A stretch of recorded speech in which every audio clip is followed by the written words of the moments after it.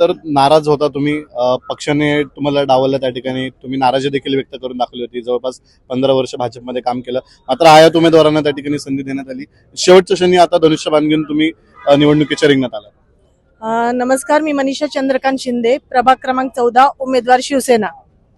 आताच भापकर काकांनी सगळं व्यवस्थित सांगितलं आहे आणि मी सर्वप्रथम आभार मानेल खासदार श्री श्रीरंग आप्पा बारणे यांचं मनापासून आभार, ज्यांनी आमच्यासारख्या सर्वसामान्य लोकांना उमेदवारी दिली आणि आज आम्ही त्यांना दाखवून देणार आहोत की आम्ही कुठेही कमी पडणार नाही. समोर जी पक्ष आहेत राष्ट्रवादी आणि भारतीय जनता पार्टी यांच्या विरोधात आम्ही कडक आणि मुकाबला आम्ही त्यांच्या सोबत करणार आहोत.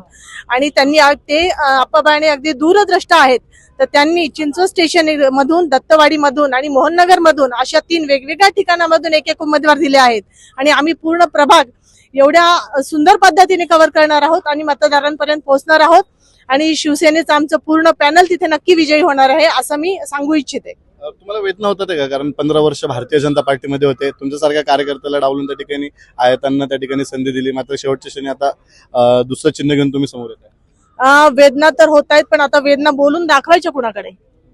त्याच्यामुळे आमच्या वेदनांवर आम्ही स्वतःच मलम लावायचं ठरवलंय आणि भारतीय जनता पार्टीसाठी अनेक वर्ष काम केलं, पण कदाचित काही समीकरणं जुळली नसतील असं मला वाटतं आणि आम्ही दुसऱ्या पक्षाकडून उमेदवारी घेऊन आम्ही ही निवडणूक लढवणार आहोत.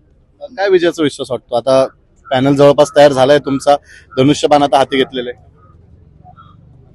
जे आम्ही केलेली काम आहे या 4 वर्षात 5 वर्षात त्याच जोरावर आम्ही निवडून येऊ आणि लोक आजकाल समजदार आहे की त्यांच्या पद्धतीने कोणाला निवडून द्यायचं, कोणाला घरी बसवायचं हे जनता जनार्दन ठरवू शकते.